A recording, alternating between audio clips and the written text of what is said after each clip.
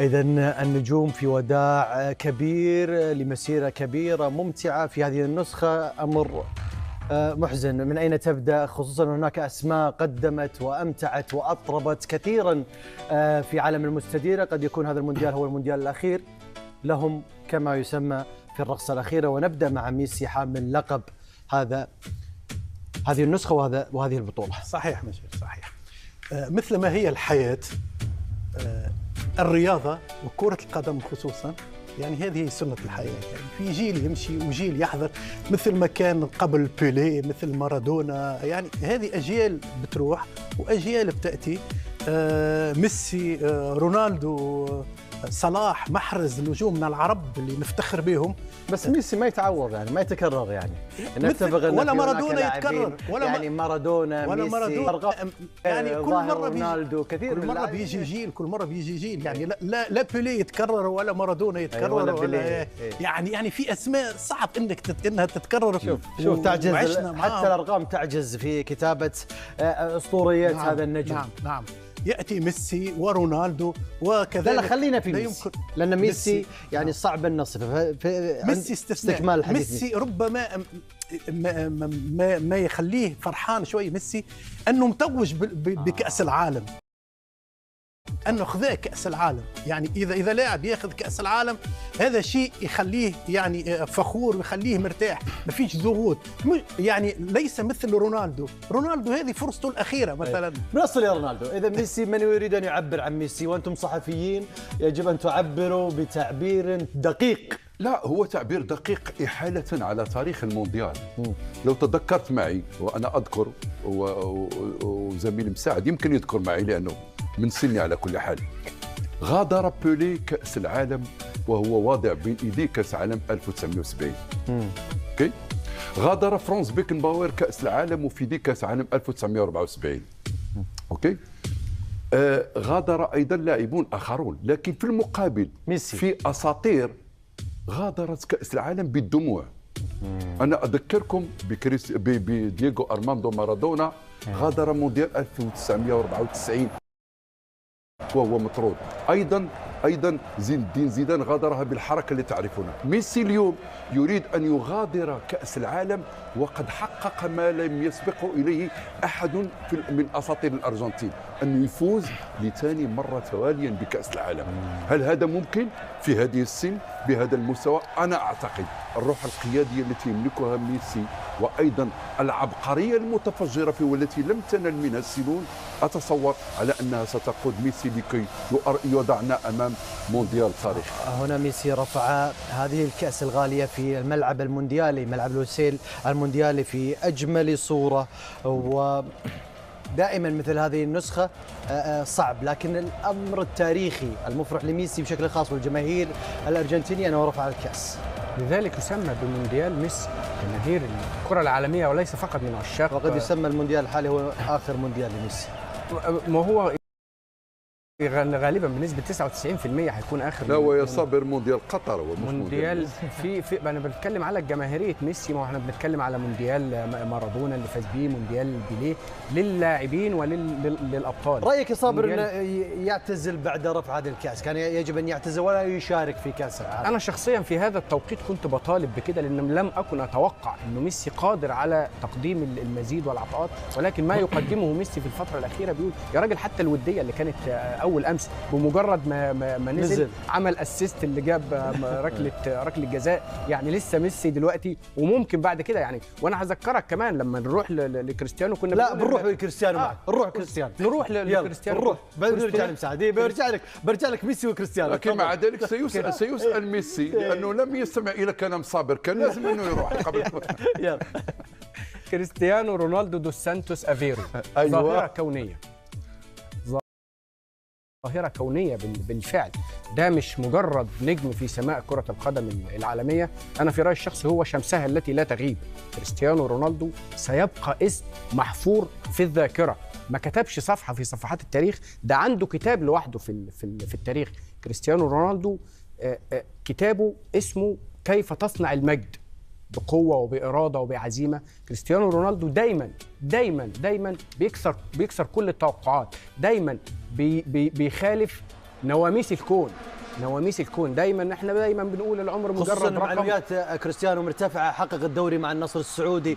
ما لم يترك شيء، أبو أحمد لم يترك شيء، لم يحقق. انا ببدا من اللي انتهى منها صابر. بس انتهيت ختمت في كريستيانو. كريستيانو الكلام ما يخلصش عنده. بس انا اقول زميلي صابر انه كسر النواميس كذا. لم يستطع اي لاعب عبر التاريخ ان يغير من قوانين الفيزياء. صحيح انه هناك لاعب في اليابان يلعب في50 بس بمستوى، لكنه في وصلت السن العمر خلاص ينتهي اللاعب. يكون حالة استثنائية لو وصل 40 واحد، لكنه ليس بالمستوى المأمول. يعني احنا الكاس العالم اللي طاف قلنا اخر كاس، واليوم ما شاء الله في عطاء. جدنا ابو البقاء الرندي، ابو البقاء لكل شيء اذا ما تم لا تنسى كان سبب نقصانه.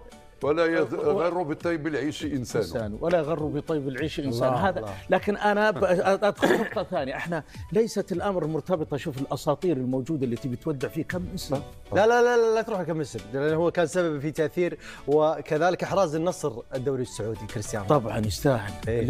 لانه نجم، وكان عنده لاعب. انا اتفق مع صابر انه يملك شغف كبير جدا للفوز، حتى لو نعتقد انه يلعب في البلاي ستيشن لازم يفوز. لكن من الاخر هل تعتقد انه هذا مونديال كريستيانو؟ البرتغال فريق مرشح، لكن انا اعتقد اول مره اشوفك ما جاوب بشكل صريح. اول مره يعني ما جاوب بشكل. هو سالك هل كريستيانو بيحقق كاس العالم، حسيتك تهربت. في منتخب البرتغال موضوعيا وليس عاطفيا. لا، منتخب البرتغال كمجموعه منتخب قوي.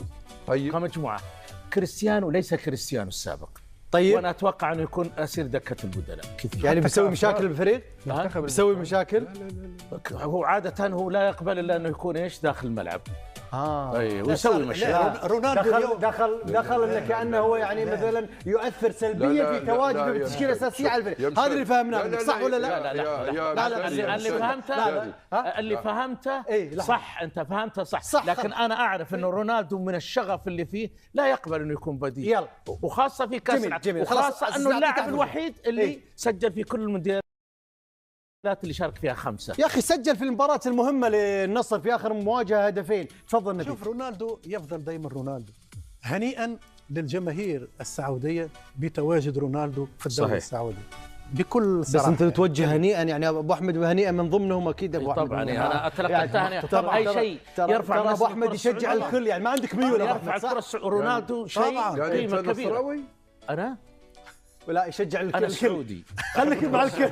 خليك مع الكل يا ابو احمد، خليك مع الكل. ايوه ثاني سؤال، انا نصيحه لك يعني. هذا ثاني سؤال ما جاوبتنيش عليه بصراحه. يعني هذا ثاني سؤال تتهرب. طيب علمتني في 20 ثانيه. ساعد ابو احمد. دخلت ابو حمزه علينا سوت لنا. سالك هل انت نصراوي؟ لا انا مش. هو قال لك انا اشجع اللعبه الحلوه. شجع اللعبه الحلوه اطلع منها. هذا ثالث سؤال. انا جاوب عنها مساعد. يعني الجمهور الكره الحلوه، الجمهور ممتع كل ونشجع ترى كريستيانو الكلام الاكيد، وبرجع لك الكلام اضافه للكره السعوديه واعطاها بعد جميل، ومن الشغف اللي هو فيه حتى اللاعبين السعوديين تعلموا. ممتاز. نروح الى لاعب اخر. نبيل بتختم. فقط رونالدو سيظل نموذج محفور اسمه بالواحد، خاصه لاعب لما تشوف لاعب ينهزم في مباراه يصير يبكي في هذا السن بعد الانجازات اللي عملها. يعني فاز بكل الالقاب، رياضيين بمختلف الالعاب، وتشوفه يعني يبكي في لما يخسر مباراه. شغف استثنائي. طبعا يا مشاري، مين بينسى لقطة الدموع اللي سالت بين عيون كريستيانو رونالدو في كأس العالم في قطر امام المغرب، خروجه بالدموع من دور ربع نهائي امام المغرب. اتمنى انه ما يعيش. لا حتى نهائي كأس الملك فاز اللي جمعتهم امام خرج يبكي. يعني مش جميل. لوكا مودريتش الاسطورة غير المتوج. نعم صحيح أنه فاز بالكرة الذهبية كأفضل لاعب كرة قدم في العالم. صحيح أنه قاد كرواتيا إلى أن تلعب نهائي كأس عالم وبعد ذلك إلى المربع الذهبي. صحيح أن لوكا مودريتش صنع الأيام الجميلة والرائعة مع نادي ريال مدريد. صحيح أن هذا يعني تتصور أنه بقامة زي هذه، بقامة كهذه وينافس العمالقة. لوكا مودريتش سيظل راسخ، قد لا يكون اسمه رنان مثل ليونيل ميسي مثل كريستيانو رونالدو، لكن لاعب ممتع، لكن لاعب رائع بكل المواصفات. اخلاق، شوف الاخلاق، انما الامم الاخلاق ما بقي، فان هم ذهبت اخلاقهم. يخرج الرجل هذا خلوق جدا والله العظيم. الى لاعب اخر محمد صلاح النجم وفخر العرب هو رياض محرز. نبدا مع محمد صلاح. قد يكون المونديال الاخير. محمد صلاح حامد محروز غالي، ان شاء الله مش هيكون محمد صلاح حامد محروز غالي. كل ربنا بيجعل لكل واحد من اسمه نصيب، وده اسمه ما شاء الله كله اسم جميل. ان شاء الله مش هيكون المونديال الاخير، لانه محمد صلاح لسه 33 سنه، لسه قادر على العطاء. ان شاء الله يكون عنده مونديال. تتوقع انه يجينا على المغرب اخر على الاقل ان شاء الله. تتوقع يجينا على المغرب في 2030 يعني انت تتوقع استمراريته ان شاء الله. اتمنى ليست الرقصه الاخيره، اتمنى استمراريته ان شاء الله. محمد صلاح الرقصه الاخيره لانه 33 سنه، المونديال اللي جاي يكون 37 سنه. احنا كريستيانو كان 38 في المونديال اللي فات، هيخلص فان شاء الله محمد صلاح من الممكن ان احنا نستثنيه من المجموعه اللي هتلعب الرقصه الاخيره، وهتكون عنده على الاقل رقصه. لاي درجه صابر ينتظر تاثير مباشر وكبير لمحمد صلاح لمنتخب مصر في هذه النسخه؟ داخل المنتخب محمد صلاح هو كبير القوم، وبالتالي يحمل العبء الاكبر لتحقيق امال الجمهور المصري. يعني تاثير محمد صلاح سيكون اكثر من عمر مرموش؟ تاثير محمد صلاح النفسي ممكن. عمر مرموش انا اروح للفني، ده مهم. القياده النفسيه والمعنويه، بالاضافه لمستواه الفني داخل ارض الملعب. رياض محرز كذلك واحد من الاسماء الكبيره، لاعب ممتع اطربنا كثيرا طبعا. وساهم مع المنتخب الجزائر في تحقيق بطولات، وساهم مع الأهلي السعودي في تحقيق دوري أبطال آسيا النخبة مرتين على التوالي. رياض محرز قد يكون في آخر وداع في هذه النسخة. نعم، رياض محرز قصة في حد ذاته. رياض محرز الذي انطلق من الدرجة الثانية في فرنسا إلى النجومية، مرورا بليستر والدوري، ثم مانشستر سيتي، ثم المنتخب الجزائري والتتويج والإنجازات اللي عملها مع المنتخب الجزائري. رياض محرز قائد أسطوري. هذا الهدف نعم. هذا الهدف الذي سيبقى في ذاكرة الجماهير الرياضية، خاصة جماهير المنتخب الجزائري. رياض محرز قائد داخل الملعب وخارج الملعب. قيمة رياض محرز أنه يقدر يعطي الإضافة للجميع. بدر رياض طبعا رياض محرز واحد من اساطير كره القدم العربيه، كره القدم العالميه ايضا، يعني رسخ اسمه، واظن انه راضي كل الرضا على مسيرته الكرويه. يتمنى انه في هذا المونديال يقود المنتخب الجزائري مجددا الى الادوار الثانيه، لانه لا ننسى انه كان مساهم كبير في انتقال المنتخب الجزائري لاول مره الى الدور الثاني. ايضا لا يمكن أنا شخصيا، ونحن نتحدث عن هؤلاء اللاعبين اللي بلغوا 35 36 34 سنه، أن ننسى لاعب ايضا يسعد بوجوده زميلنا مساعد في في في لا في الدوري السعودي، ياسين بونو 35 سنة صحيح. حامي عرين أسود الأطلس، الحارس الذي أرخ حضوره يعني هنا في كأس العالم. يعني حارس مرمى قد يكون لياقية وبدنية يمكن يستمر، يعني يستمر موجود في كأس العالم القادمة. لا مو صعب، لا أنا شوف، أنا أربط الأمر برغبة اللاعب. نعم. هناك شيء أنا حفظته عن كريستيانو رونالدو، أجمل ما قاله كريستيانو رونالدو. سألوه في كل مرة بيسألوه متى ستعتزل؟ قال لهم أنا أستمع لجسدي، لما جسدي يقول لي توقف سأتوقف، وها قد توقفت. نعم. لاعب آخر كذلك حسن الهيدوس، النجم وقائد المنتخب القطري، قد يكون هذا المونديال الأخير له. صحيح، حسن الهيدوس نفسه اعتزل قبل عامين، اعتزل اللعب الدولي مع المنتخب وقال هكتفي باللعب مع السد في هذه الفترة. ولكن حاجة المنتخب لحسن الهيدوس وقيمة حسن الهيدوس قيمته مختلفة عن بعض اللاعبين اللي احنا اتكلمنا عنهم، لأنه حسن الهيدوس له دور في غرفة الملابس، له دور كطاقم فني، كطاقم إداري، بيقوم بكل هذه الأدوار، فضلا بالطبع عن دوره في المباريات، وفي كتير من المباريات اللي نزل فيها في اللحظات الأخيرة وكان حاسم. صحيح مش هيكون أساسي، ولكن مهم جدا وجوده مع المنتخب القطري. قد يكون سالم الدوسري بنفس الأمر، آخر كأس عالم مع المنتخب السعودي. أكيد تتفق ولا ممكن يلعب كأس عالم؟ لا أتفق، لأنه سالم حتى الناحية البدنية ليست كالسابق، إضافة إلى أنه سالم خلاص حقق كل الأشياء اللي يرغب فيها. ثالث كأس عالم، حقق أفضل لاعب في آسيا مرتين، حقق الإنجازات الكبيرة مع ناديه الهلال بطولة آسيا، حقق الإنجاز. وبعدين الناحية البدنية هي من يحكم، هي من سجل في مرمى الارجنتين اليس كذلك؟ نعم واحد من اجمل الاهداف سجل في مرمى الارجنتين، ونتمنى ان يستمر باذن الله. قد يكون يسجل في مرمى الاوروغواي يعني. منو سالم؟ سالم يسجل ان شاء الله. يسجل سالم عنده القدره التهديفيه باشكال. ترى بدر حارس مرمى، تسجل عليه لو بلنتي. انا اسجل عليه اوت بعد. لا ايش؟ لا يسجل عليك بالاوت برمية اوت. وقد تفسر حصلت في الدوري السعودي. وقد تفسر انك هلالي لان لمن سجل. انا من الاول سالتك من تناصر. ان سالتني من تناصر في السعوديه كنت حجيبك، انا ساجيبك بسرعه. انت ما جاوبتنيش. لا هو يقول ما جاوبتنيش. انا الهلال قلت لك انا ما خلاص. طب وانت بتناصر مين في المغرب؟ انا بنصر الهلال في المغرب. في المغرب؟ ايه كل المغرب. شوف نروح الى لاعب ممتع من اللاعبين في وداع قد يكون في هذه النسخة المونديالية، إلى لاعبين ممتعين لاستقبال واستمرارية. نبدأ في لاعب ممتع دائما ما يقدم التأثير، لامين يامال صاحب اليسرى الساحرة، لاعب اللي يحمل جينات مغربية، تكوين إسباني ما في ذلك ادنى شك. جينات مغربيه. احكي جينات مغربيه، جينات تذكرك باللاعبين المبهرين اللي مروا على كره القدم العالميه، من العربي بن مبارك وصولا الى احمد فرس، الى عزيز بودرباله، الى محمد تيمومي، الى العازف ابراهيم دياب، الى لامين يامال، والقائمه طويله. لامين يامال لاعب رائع جدا، يتوقع ان يكون واحد من نجوم هذه البطوله. صحيح انه لاعب في سن 18 سنه يحقق اشياء رائعه جدا. في سن 18 سنه وصل الى ان يكون بطل اوروبا مع المنتخب الاسباني، وصل الى ان يكون بطل مع تتغزل فيه وانت مدريدي طبعا. ولا تتغزل يعني صراحه روح رياضيه يا سيدي. خليه يسمع صابر، خليه يسمع. ان كنت تمنيت لاعب يكون الان في صفوف المنتخب المغربي وهو حامل جنسيه مغربيه، هو لامين يامال. كنت اتمناه. لو كان لامين يامال مع المنتخب المغربي الان لقلت لك يا مشاري ان المنتخب المغربي مرشح بنسبه 90% باش يفوز بكاس العالم. نعم. نبيل، من كثير من النجوم الذي ممكن يبرزون ويتألقون في هذه النسخه، كثير من الاسماء. في كثير من الاسماء، لكن بصراحه كلنا اكيد. هالاند مثلا، هالاند مع النرويج. نعم، هالاند أعطى للمنتخب النرويجي بعد آخر. يعني يكفي أنه بسبب هالاند وقيمته السوقية المنتخب النرويجي ماكينة داخل في التوب 10 أهداف. يعني طبعا ماكينة أهداف، هذا لوحده نصف فريق. هذا يعطي للمنتخب النرويجي حظوظ وافرة للتأهل إلى الأدوار المتقدمة.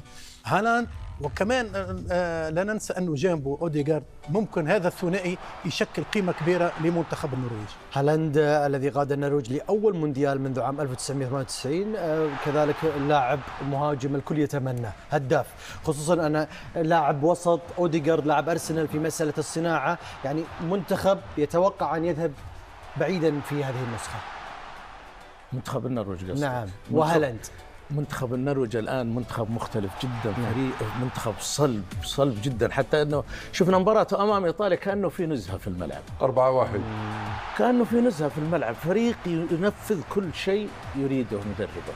وبعدين ناهيك عن قوة الأسماء اللي تمثل المنتخب. نعم. نجم أردني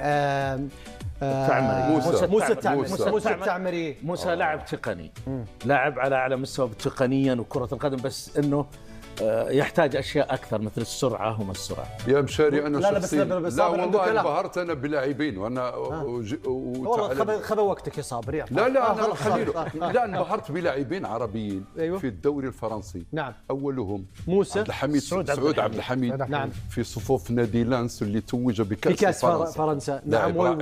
يعني تم شراء العقد وكسر عقده ان اللاعب الخليجي لا يستطيع ان يتالق. ممتاز. واللاعب الاخر عشان ايضا موسى التعمري مع نادي ليل. نعم. موسى التعمري في اسيا الاخيره مع المنتخب الاردني. موسى التعمري لعب دور مهم جدا مع المنتخب الاردني بادائه وباهدافه وبصناعته للاهداف. قائد في وسط الملعب اكثر من رائع، زمايله بيحبوه داخل ارض الملعب.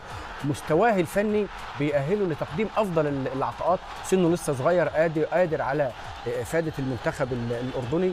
من ضمن الاسماء اللي احنا بننتظر منها الكثير في نهائيات كاس العالم. اذا لاعب ممتع، لاعب مؤثر. موسى التعمري دائما ما يكون هو النجم الابرز للنشامه، ونتمنى كل التوفيق للنشامه وجميع منتخباتنا العربيه. يا مشاري لازم يتكلم أوليس بنص الفرنسي. لا هذا ساكون سعيدا يوم صاحب الهاتريك في اخر مواجهه يوم تجيبوا ريال مدريد، تجيبوا ريال مدريد معروض عليه اليوم انه مبلغ كبير. خلاص خلصت مع ريال مدريد، يعني انت عندك معلومه. عندي لا يزعلون عنك. في ضغط كبير جدا، لكن هذا لاعب رائع جدا، يعني يعتبر اضافه للمنتخب الفرنسي. لما تحدثت انا على فرنسا قلت ان فرنسا مرشحه انه تفوز بكاس العالم، فلوجود مثل هؤلاء اللاعبين اوليسي، باركولا، عثمان ديمبلي، وايضا كيليان مبابي، ديزيري دوي، يعني من المنتخبات يا شباب عندهم لاعبين بهذا القيمه في كاس العالم، قيمه هجوميه مدمره بكل المقاييس. الشاب الجزائري ولاعب ليفركوزن ابراهيم مازه. نبيل لاعب كذلك ممتع ولاعب نتوقع ان شاء الله تألقه في هذه النسخه. بكل تاكيد هذا لاعب مميز ولاعب واعد، لاعب قادر على التألق، لاعب قادر على تقديم الاضافه، لانه لاعب يلعب من غير كومبلكس، يعني من غير اي عقد، يلعب السهل ممتنع وعنده فنيات كبيره. في اكثر من لاعب انا صراحه رشح باش يبرزوا من المنتخب الجزائري وخصوصا المنتخب المغربي، يعني في منتخبات عربيه وفي اسماء اخرى قادره انها تبرز خلال هذا المونديال، وهذا ما نتمناه. يعني كلنا متفائلين انه نشوفوا اسماء عربيه قادره عندها فرصه انها تثبت وجودها في هذا المونديال. وصلنا معكم الى الختام، من سيفوز في المواجهتين؟ ما عندي وقت. قول من سيفوز في المواجهتين؟ المباراه الاولى المكسيك، والثانيه والمباراه الثانيه تشيك. المكسيك كوريا الجنوبيه. المكسيك كوريا الجنوبيه. تعادل المكسيك وفوز تشيك. وصلنا معكم إلى ختام الكلمة الأخيرة. شكرا لبدر الدين الإدريسي، شكرا نبيل تليلي.